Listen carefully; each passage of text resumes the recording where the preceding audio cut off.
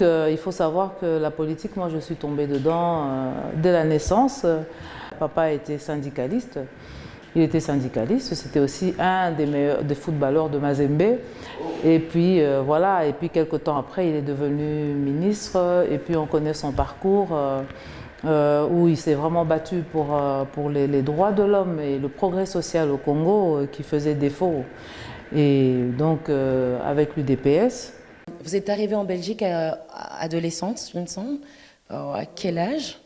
D'abord, j'ai eu la chance de venir en Belgique à 16 ans, j'avais 16 ans, et là j'étais la fille de ministre, hein, parce que Mobutu avait d'abord lâché un peu du lest, et donc j'étais en tant que fille de ministre revenue ici, puis je suis retournée au Congo, et là on a dû nous évacuer bien évidemment, donc, parce que ça allait très très mal, et je suis revenue ici en tant que réfugiée politique.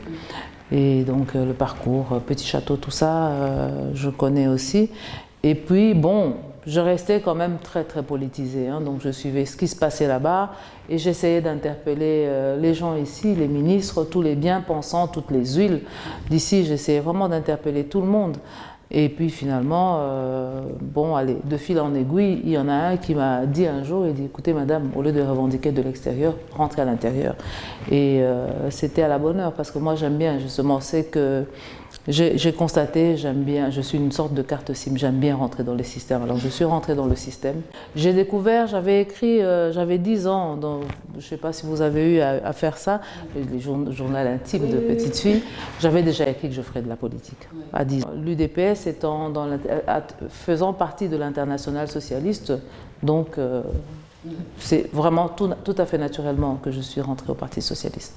Tout à fait naturellement. Et puis, en tant que femme, et puis issue de la minorité, quels sont vos défis, j'ai envie de dire, en politique ici en Belgique, et puis en politique de manière générale?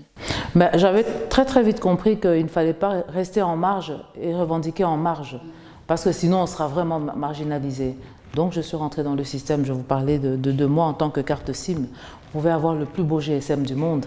S'il n'y a pas de carte SIM, il ne communique pas, ou on ne le comprend pas, etc. Donc moi j'étais la carte SIM, je suis rentrée dans le système et c'est vrai qu'en tant que femme, ce n'est pas évident.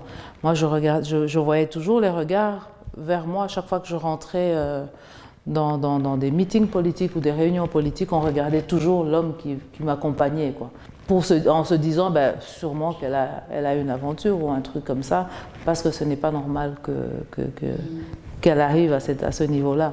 Donc c'est vrai qu'il y a beaucoup de préjugés, beaucoup d'a priori. Dès qu'on voit une femme noire, on se dit voilà, ça y est, dans quel lit elle a dormi pour arriver